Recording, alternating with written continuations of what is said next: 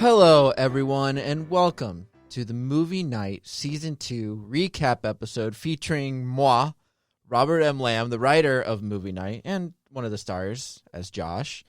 But I am welcoming a very special guest who's really the voiceover behind Season 2. It's his story this season. Brad himself, Brian Messick, is here. Hello, everybody. How's it going, man? I'm doing good. Yeah, Doing good. Yeah. Doing good. Rocking. Happy to be here. Oh, yes. Ready to talk about Always some movie night. Not that there's like it's movie night. It's movie It's just night. a sitcom, It's but we'll go through. We'll go through it. I like doing it. I really enjoy it. It's funny because like the first season recap, like after the first season, it was kind of still like I didn't hear much about it. Like people didn't really comment. Right. But now every once in a while, like when we do a free shirt giveaway or something on Facebook, like I'll always post something like, "Hey, let us know your favorite show, and maybe we'll enter you in a drawing for a free shirt." And I had a few people say movie night. That's exciting. And I'm like, that's interesting. That's my show. Yeah. Well, for season 2. Yeah. Well, I mean, I steal the show. Here's the thing. Episode. Here, I will say somebody told me that they liked Cooper in the show, but Cooper's kind of like the goofy one or whatever. And I said that writing for Cooper and writing for Brad were my two favorites. Yeah, Brad is kind of just like a jerk a lot of times. Yeah, so it's like easy to write for that. I mean, I know you wrote the part for me, right? So I will say, before we get into the individual episodes, with season 1. As when I started it, I wasn't really. I mean, I kind of picked people that I thought would like kind of fit into it. But as I wrote more, I kind of did adjust it to their personalities. Once I kind of got a rhythm, it makes it a lot easier to be consistent. Yeah, to record with the character and not to say that you're an asshole or anything. No, not at all. Not at all. Never. Not me. But I do. I will say that Brad's not. He's not an asshole. He's not. He's just a dude trying to figure himself out like everybody else. Rob. I know. I write him as like just like more of like a sarcastic jerk, but he's not like these are his friends. Yeah. So it's not like a big deal. You know what I mean? Like he's kind of just being like, especially with certain characters. I will say that there is one difference though, and we won't go super into it because I don't want to get too political, but I make you like a conservative in the show. Yeah. Which not a full on conservative, but like I don't know why. I don't know. That's not you. That's not you. That's fine. But I just kind of feel. I have to say those words. But it's actually funny. I think in one of the episodes of this last season, I kind of made it not so much that you're a conservative, just that you like an independent thinker. Yeah, but you always do you kind of do vote red. Yeah, that was your whole thing.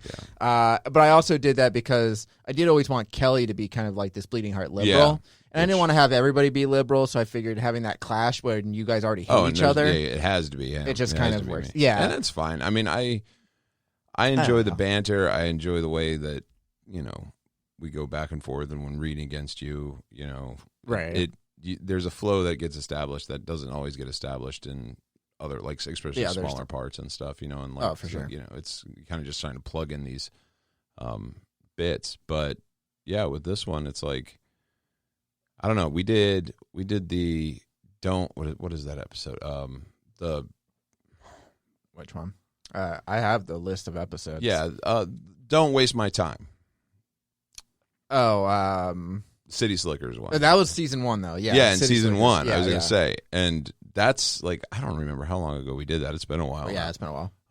But that one I always waste my time. I listen to that one sometimes just because I like the because you're talking about the music, I think that's the one where you're describing the music and the movie scenes, and I just feel like, the flow in that is so good, and it's just, I don't know, I really love it, and I love listening to it and having other people hear that one because I do like that episode. There's those big chunky, monologue kind of thing. Of you describing you put the music in this and you fit this and all that kind of stuff. And that was because of City Slickers. He was describing the ice cream and the perfect ice cream for a dinner or whatever. For anything, a perfect ice cream for anything. Yeah, so I thought that was cool. Well, that's the thing with movie night is it's so dialogue heavy that in fact, season 1, when I wrote episodes, I wrote them kind of how I wrote other shows that we do here at Seven Lamb, all the other horror and sci-fi. I wrote it like that, so they were only 20 pages long. Right. But then I realized it's all dialogue, so it would actually shorten it because there wasn't a lot of action going on. So I ended up having to write longer episodes. So a lot of these episodes for season 2 were 45 pages, but they still came out to about a half an hour. Yeah. Just all the back and forth. Yeah, there's a lot of, and then a lot of times it's quick dialogue, so it's like it's very quick dialogue and stuff. And actually, I've been toying with even making it a little bit quicker, and maybe season 3 actually having them be a little bit more just snappier. Like constantly. I just want them to constantly be over. I kind of liken it to like maybe like Veep or something, where they're just constantly talking over each other and ridiculing each other and stuff like that. So I think that's kind of like a cool dynamic with all the characters, but I still feel like I'm exploring some of the characters too. Like I haven't really fleshed them out fully yet. Not all. Brad kind of. Brad, we kind of know a lot about Brad at this point. Yeah, Brad's got a lot, but Josh is more like me. I mean, just, like kind of, that's who I based him off of, like later on. But I don't always share the same viewpoints as the characters. Yeah, I understand. But no, I mean it's that snappiness that definitely keeps the flow of the episodes going. But I mean, it's everything is in that dialogue. Everything, the whole. I mean, it's all there is to it. So it's like you have to. It's funny, it's witty, and it goes up and down, and then switches directions and. Well, that's what going on like. And then always ends up watching a movie. They always end up watching. That's the hard part, though, is like kind of tying in whatever they're. Sometimes it's like so. Like I'll go through really quick, just like the different episodes we did for season 2. Really recap though with season 1. The movies they watched were Brad picked Diner. That was the first episode. Josh picked The Big Lebowski. Anderson High Noon, Daisy City Slickers, Cooper The Happening, and Kelly 500 Days of Summer. Right. The reason why I mentioned that is because Cooper, a lot of these are like older movies too, because I'm a fan of older movies. But with like The Happening, I always wanted to pick a crappier movie for Cooper. Yeah, because Cooper always has bad taste in movies. Yeah, bad taste in movies. And if you like The Happening, I'm sorry. Like, The Happening was the Stephen King one? No, the M. Night Shyamalan one. Okay. That was the one with the plants attacking people. Yeah, but they also had like one of the most brutal endings of any movie I've ever seen. Isn't that the one where the suicide one? Yeah. Where they all start killing. Yeah. Dude, like the whole movie you're like, what the fuck? But they're running away from wind though. Yeah. That's weird. It reminds me of like that South Park episode when global warming's coming and they're like, global warming, and then the one guy like falls on the street and he's like, just like rolling around. So I was like, that was weird. I mean, again, but if then you like there was it, Bird Box, and everybody loved that. And did you like Bird Box? I thought it was all right. It was all right. I mean, I didn't think it was anything particular. I don't know why it blew up that because it was on Netflix, and it was people were bored. It was Sandra Bullock, and it was a Netflix movie, and it was intense. And social media now they can blow up anything they want. I know, but it was just weird that one like blew up, and then I watched it. And to me, besides the Sandra Bullock being in it, and there were some other actors like John Malkovich and stuff, but it still felt like almost like a TV movie. Yeah, it wasn't. It felt very special. TV-ish. Yeah. And how did she get down that river blindfolded? For real, There's dude. No they way. Were dead. There's like rapids. They're dead. They never survived. It's like Sandra Bullock in Gravity. Did she survive, or is that a dream or whatever? A dream or whatever. Exactly. Yeah, she's dead. They're all dead. They're all dead. They're all dead. Every movie you love, they're really just. They're just really dead people. It's all a dream. It's all like that season 3 of Dallas, where it's just all a dream. I think now that is a reference. Yeah, that is. All right, so season 2. Because season 1 was all Josh's voiceover, like it was like basically season 1's arc is basically just Josh trying to get with that girl Callie. Right. And then at the very end, he ditches Callie because she doesn't like movies. That was kind of like the joke. Season 2 is Brad just trying to get that job at Film Strip because he wants to like write and critique films and stuff.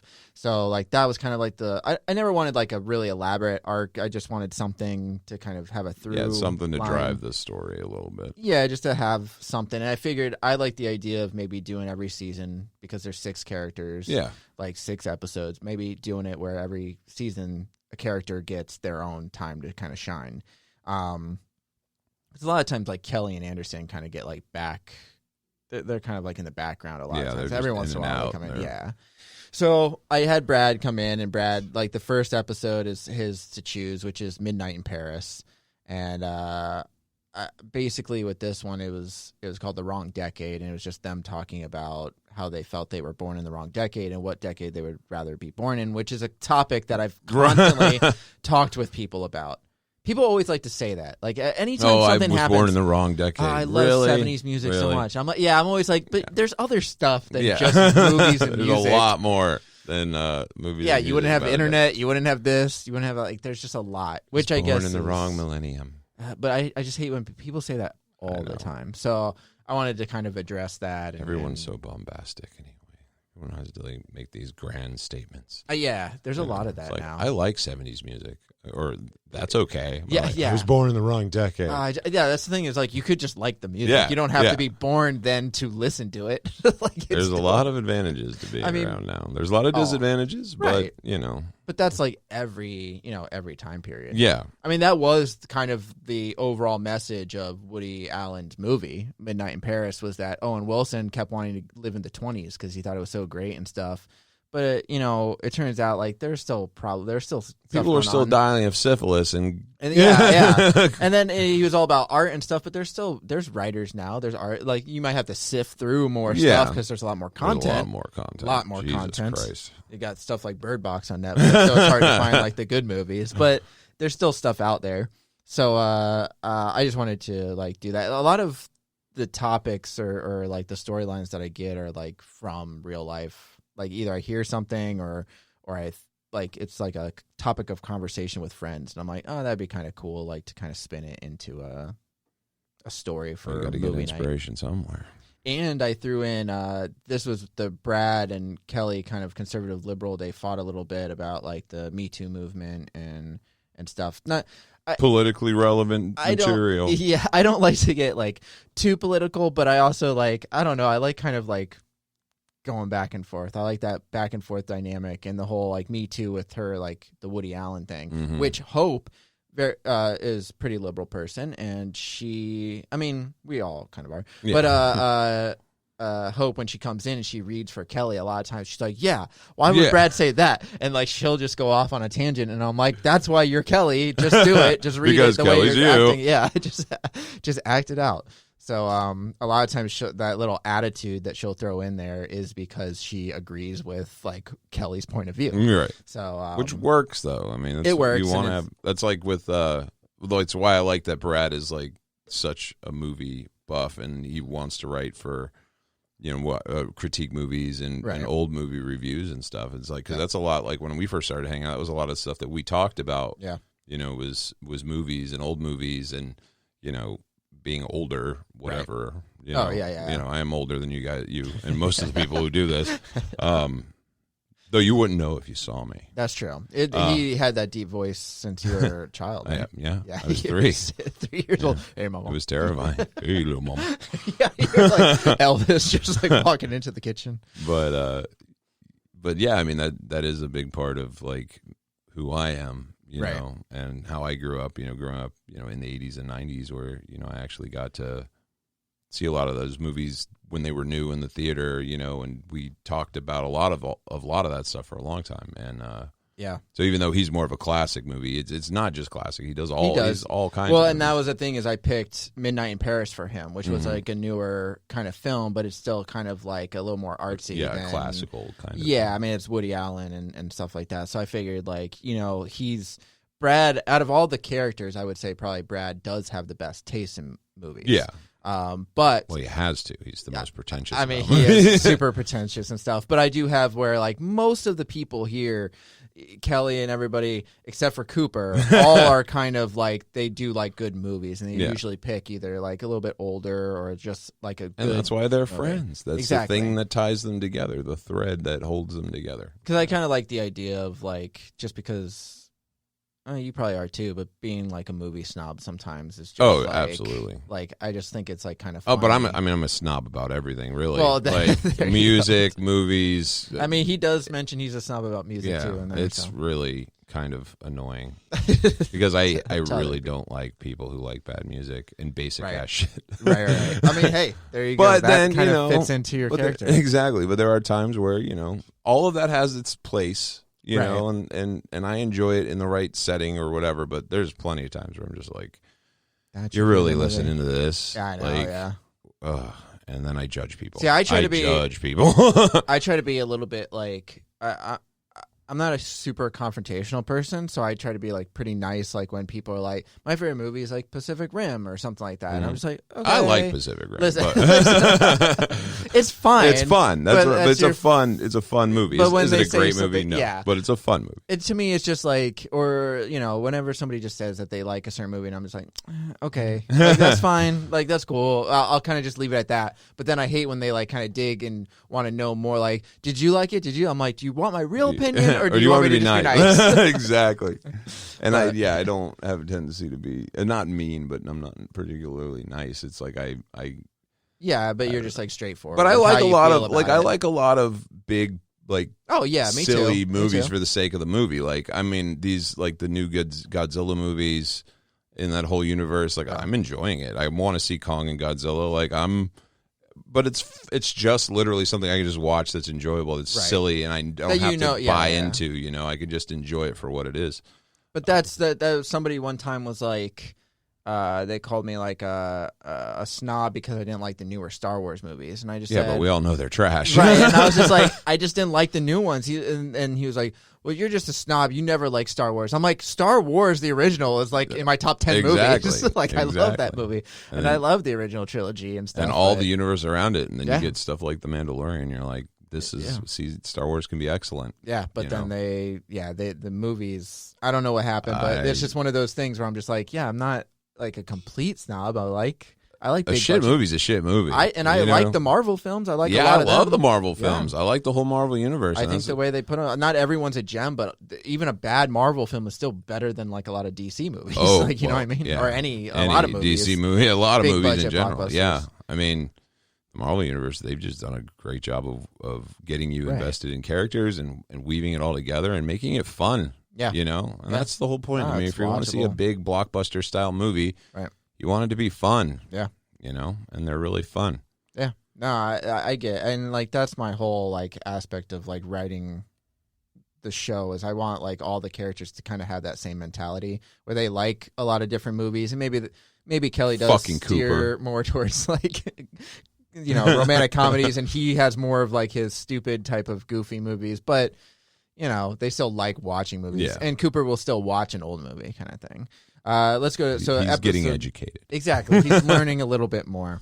So episode 2, I actually went I wanted to like mix it up a little bit. I did like a mall rats type of episode where they went to the mall. For me, it was like more of like none of my friends really go to the mall anymore. It's not like a thing. It's been a long time since I've been to the mall. I mean, they went to go buy stuff for like Daisy, even though they could have just ordered stuff. But Kelly was gonna have like help them pick out something for Daisy's birthday, and then Brad wanted something really expensive so that Daisy would invite him to the girls' game night. To the girls' game night. Stuff, which still hasn't happened. Which doesn't matter because, I will say before we go to the next episode, but.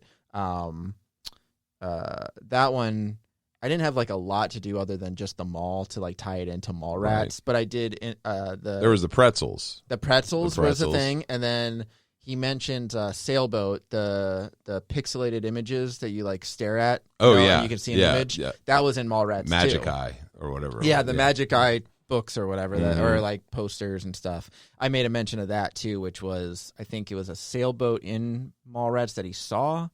I don't remember exactly what it was. Either. It's been a while since I've seen Mallrats. Exactly, but that was like I loved that movie a long time ago.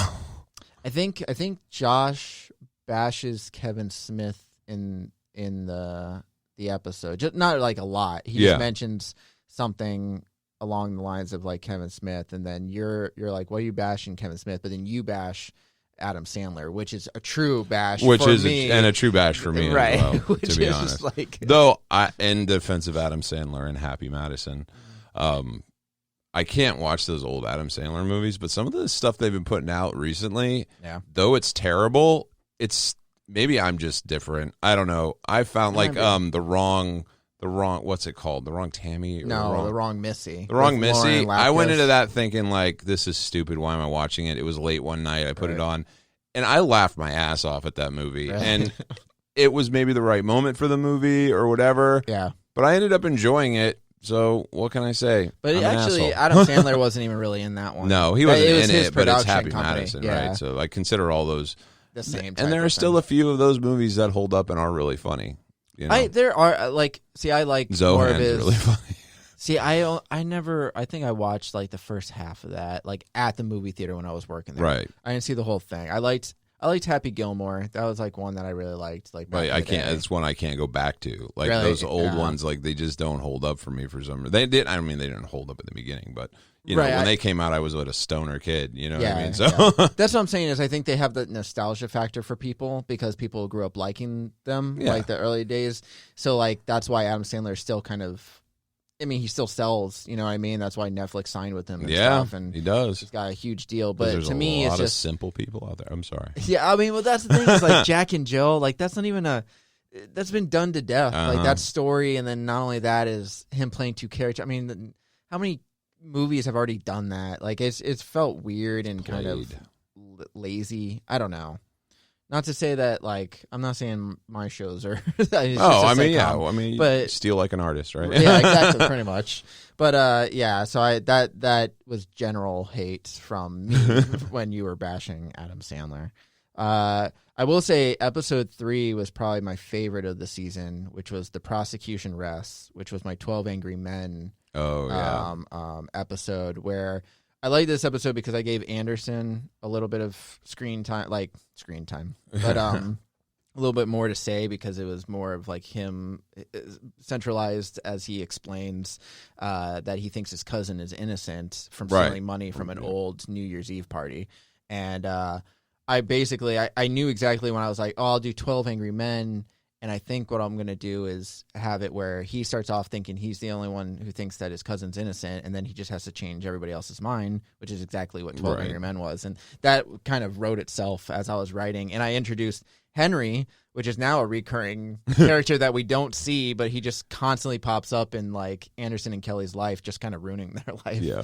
So I think I'm going to have that keep running as like a running joke where maybe we never see him or maybe one day we will, but he just kind of keeps popping up. And he's going to show up and he's going to be like a really nice guy. Yeah. Everybody's been talking shit about him all this time, and he's really just a really nice, just a really quiet cool guy. And then I was trying to think. Oh, and then that episode was also where Brad found out that Josh went on a date with this girl, Megan, who you went out with once in the past season, and it didn't work out. So, like, out of spite, you say you're going to go out with Callie. That's right. And in the next episode, you really threatened to do it. You have a date with her, which is the next episode was Angry Birds, which was a simple one. That was just about the birds, the Alfred Hitchcock movie. Oh, yeah. So that's when the birds are attacking Josh. And that whole thing was just to have, like... I liked the idea that later on at the very end he gets attacked by the birds and everything like that, but we never find out why. And the reason why I did that, I was like, I was trying to come up with a reason like why these birds would attack him, and they all had their theories and stuff. But I was like, but in the movie, The Birds, they never find out why. Yep. So I was like, you know what? Screw it. They don't find out why. They just don't know. So, he mentions maybe it's because he cut the bushes or whatever, and there's a nest there or something, but they never find out why, and he just gets his ass handed to him by a couple of different birds and stuff. And then I think this is also, episode 4 was the one where Brad had the naked Skype call. Well, he wasn't naked. He was wearing a thong. Oh. A thong, which was... interesting. That came from 2 different places. One, I have a thong, just a random thong. But yeah, tell me about it. It was like a gag gift like 15 years ago, but I ended up wearing it. No, I didn't. So when I was dating this one girl, as a joke, me and my friend bought, because we were both staying at her house, and with my friend's girlfriend, which was her friend at the time too. So like all 4 of us were like spending the night at her house. Her parents were gone and stuff. And I think it was around Valentine's Day. So me and my friend, while our girlfriends were working, we're like, well, let's set something up. So my friend cooked a meal and stuff. I went out and bought like rose petals and like the thongs and whipped cream. And we just put whipped cream over like the thong and then like over our nipples. And then we made like little strawberry shortcakes. And then like when they were getting home, because they drove together, when they got home, we laid in separate, like I was in the one bed, he was in like the parents' bedroom, and we were just like laying out on the bed in like whipped cream and rose petals and stuff. And I've had that thong ever since. And it's just been in my drawer. You gotta frame it. Nah, I'm not gonna do that. Yeah, frame it. It's gotta go on. Gotta go on the wall. But I saw the thong when I was like opening my drawer one time, and I'm like, oh, I'll do that instead of just Brad naked, because I feel like the Skype naked thing has probably been done before, right. And it's like, so I was trying to like kind of mix it up a little bit, and then having it be part of his like kind of interview process. I felt like of messed things up a little bit more for him, and then what was it? Why would you do that? Yeah, I know, right?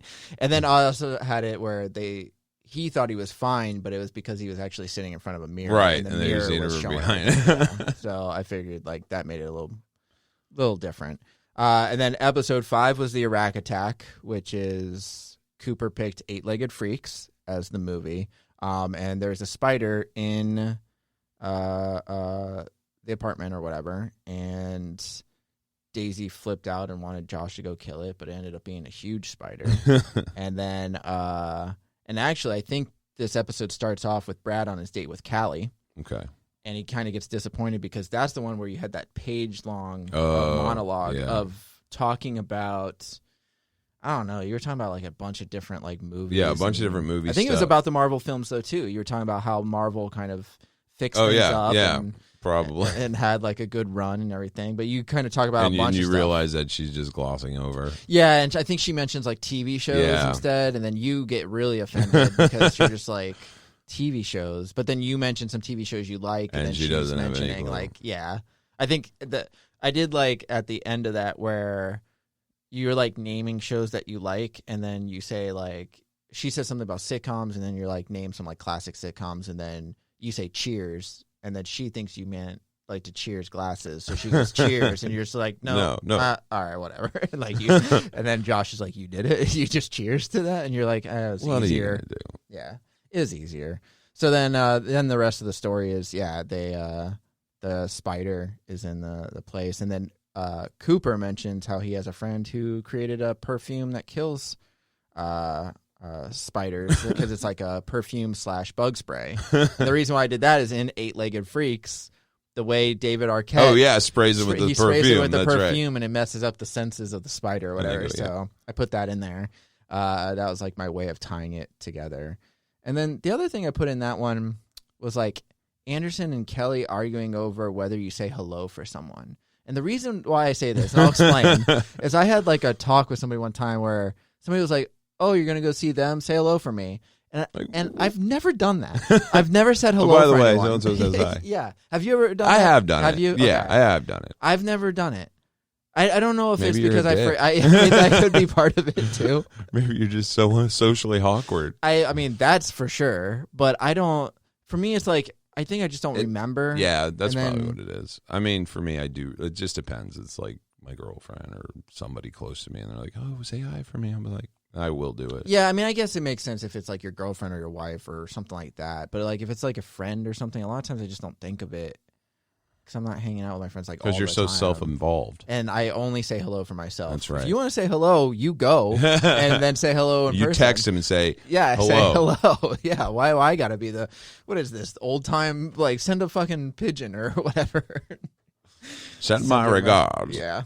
So that was that one. And then the finale, and it took me a long time because we were working on other shows too. So I had to sit down and just say, screw it, I'm going to write this finale.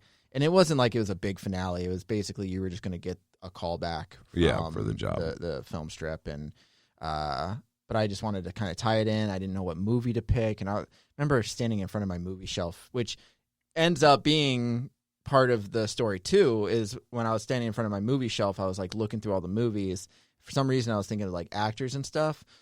And I thought it'd be funny for Brad if he only mentioned ever the male. Oh yeah, and that's right. Yeah, and it all goes into the whole. Yeah, so that was the thing. As I was like, that would be. Yeah, I was like, that'd be a Brad thing where he was just like naming, and then Kelly would. And then he finally realized, like, oh wait. But what was funny was when Hope came to record for that, we were doing it, and I was reading back and forth with her, and she's like, well, like I don't know, like I would probably name the same people that he's naming right now. I go, well, let it keep going and see. And then when it starts getting to movies like Alien or something like that, or Juno, you're naming like Michael Cera or Tom Skerritt or something like that. And she's like, oh yeah, no, Sigourney Weaver. I'm like, yeah, of course. But I thought it was funny because then you're just like, oh yeah, no, I see now. I see what the problem is. Yeah, I think I did the same thing reading the script too. I was like, but I would say these people. Yeah, exactly. But then you get to those and you're like, no, this guy's got a problem. But I think that's what made it funnier is like how it got more and more. I think it was a really funny like a little bit or whatever. You know, important discussion to have. Important discussion because actors. Do you think they should be called actors and actresses or just actors? I really don't care. I don't fucking care, dude. I don't care. You know, it's like actors, actresses. Do you say actresses though?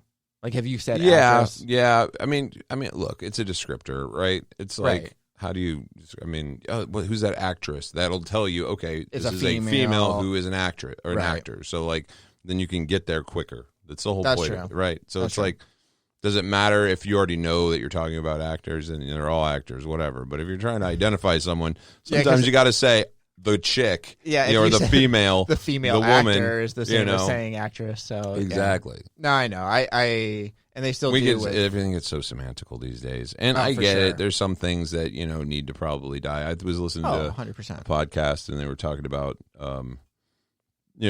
boyfriend girlfriend thing. You know how everybody's kind of going to partner now. A lot more people, or not everybody, but people are saying partner more often. Yeah. Which makes perfect sense, whatever. Well, yeah. I call my girlfriend Serena my partner, but or my girlfriend or whatever. My whole thing is like not even the fact that like changing any words or adding anything to like the lexicon to like make it inclusive or whatever the reasons are and stuff. My whole thing is just say what you want. Like if you want to say that's my partner, or you want to say that's my boyfriend, if you want to say whatever makes you feel comfortable. Exactly. I really don't. It's your life. It's your relationship. And you saying that isn't going to affect me at all, so I really don't care about that kind of stuff. Yeah, I don't get overly involved in it either. Yeah, I will say that this episode also, besides that part, has one of my favorite lines of dialogue that I wrote. I wrote it a long time ago because I have like in my notes section on my phone, like I write like little pieces of dialogue or like pop up in your head. Yeah, and I'm like, oh, maybe I can work that into something. And one of them was a long time ago. I was dating this one girl. Went to her house. Her dad was super old fashioned, and when I walked in, I was wearing a hat, and he was like, "You're not going to take your hat off?" I go, "Wow." Like, okay. Wow. So I was like, "Oh, sorry." And then she's like, "Yeah, I told you. See, he like that's just how he is." I'm he's like, "All right, yeah, he's an asshole." So he's but he like stood to meet me at the door, shook my hand, all that kind of stuff. He was just really old school, and so I kind of worked that into this conversation where I thought it was funny that like Cooper had the kind of the same situation that he mentions, and basically he says, "But I don't understand because." And this is what I thought is I watch a lot of old movies, and yes, sometimes guys will take off their hat in an elevator in like an old movie and stuff. But there's a lot of like detective films I saw, and they were always wearing their hat, even like around women and stuff. So yeah, but they're rebellious, they're rogues. Exactly. Well, and that's why I looked up, and like detectives were also known as dicks. Back then. So I was like, maybe that's why they were referred to as dicks. So I just thought that was like a funny little joke that I wanted to put it into somewhere, and I thought about maybe even Atlas Avenue Beat, but then eventually I was like, nah, I think that's a little bit more like a real conversation that I could throw into something that makes something that's more realistic. So I put it in here, and that was I was like, yeah, it kind of fit. And then the last thing, besides you getting your callback or whatever, is you guys talk about nobody colon memes.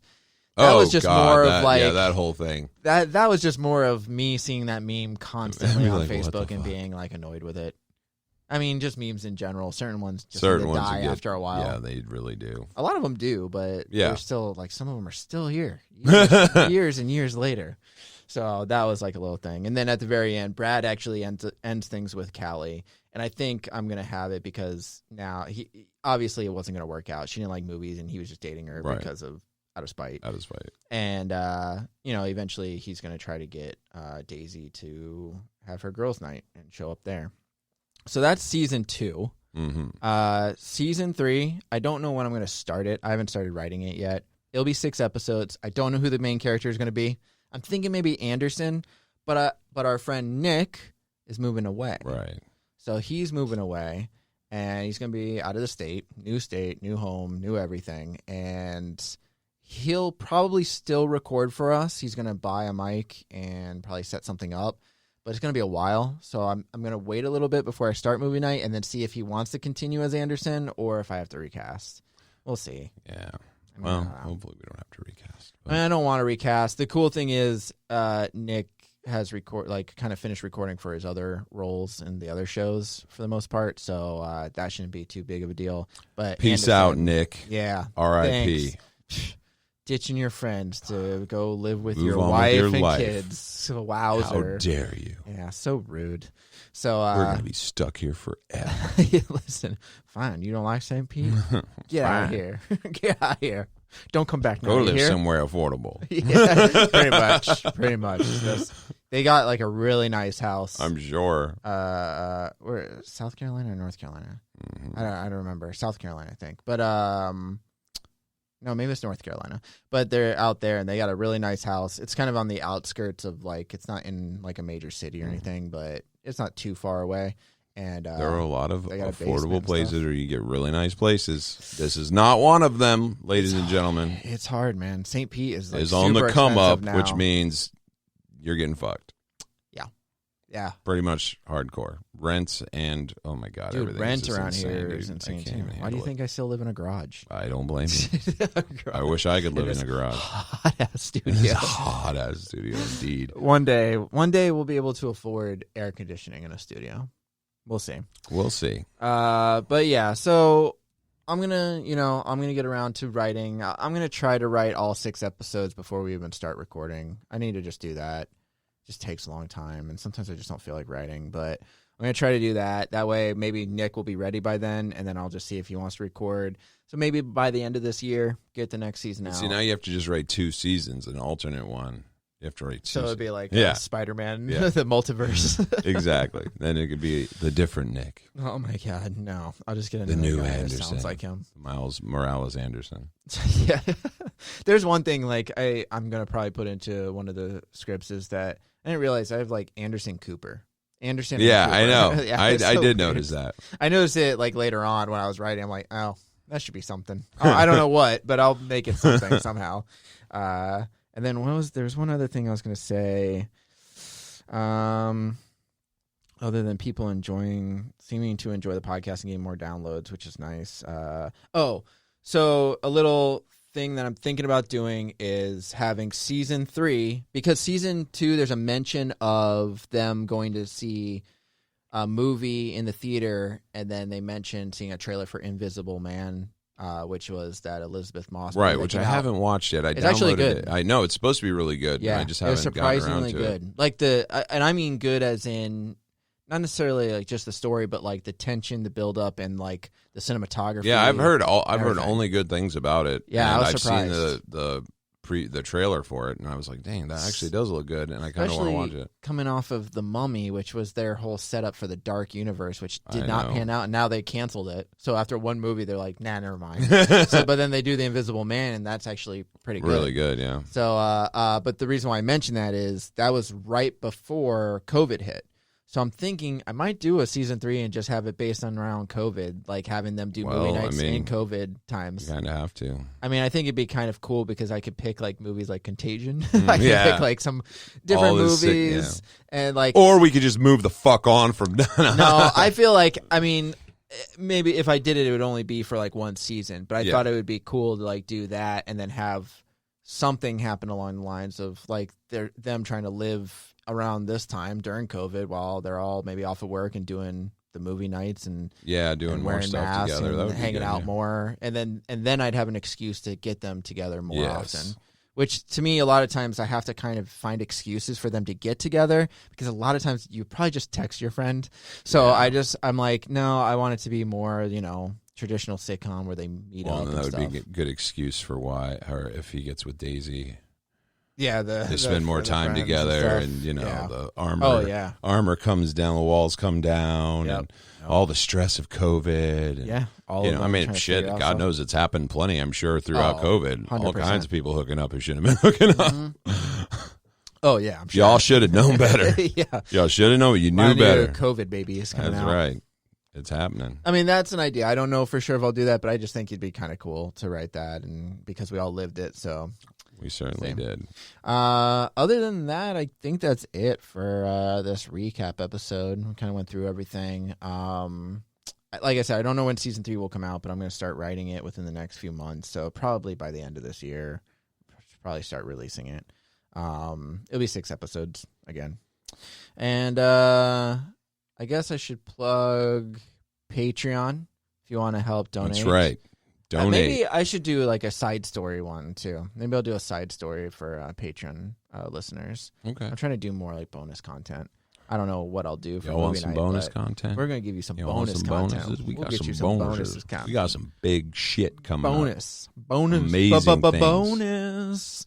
Yeah, so if you go to patreon.com/7lamb, the number 7, LAMB, you can find our Patreon page, and you can donate as little as $1 a month, and it all goes to helping us create content such as this. I think the highest tier is $10 a month, which a lot of people donate to, which you get all the episodes ad-free and early. And then we have a lot of like bloopers. I think I just uploaded End of All Hope bloopers. Oh, nice. And then a lot of other bonus content like Robert and a Friend, where I talked to. I think you were on an episode. I was on an episode. We just bullshit. Just a friend. Yeah. Sometimes Robert needs a friend. Sometimes I just need a friend to talk to. You know, I do all these audio dramas. I'm sitting in my room all the time, just writing and editing, and do a lot of talking that. to my friends. So that's an excuse to just do another podcast and talk to friends. Now that we can breathe the same air as one another. Yeah, and not have to wear a mask. That's it. Pretty much, yeah. And then just check out all of our other podcasts. Paralyzed, End of All Hope, Atlas Avenue Beach. Check me out as Arthur in Atlas Avenue Beach. King Arthur. Neil in End of All Hope. Neil in End of All Hope. Gene in Tower 4. Oh, Tower 4 is a big one. That one's wrapping up. Yeah. And then soon to be announced things that are going to be new sci-fi series. Yes. We're on the working on, and it's going to be good. It's going to be real good. And so check out all that.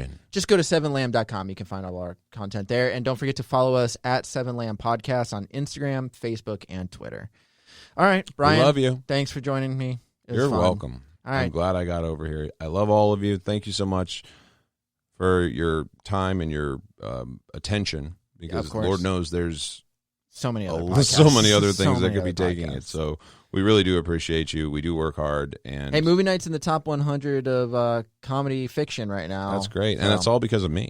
Yeah, 100%. I mean, I'm hilarious. Is it you or is it Brad, though? Well, it's Brad, but I am Brad. I am Brad. I am legend. He just stood up when he said that. I am Brad. I am Brad. All right, thanks for joining us, guys. We will see you later. Peace out.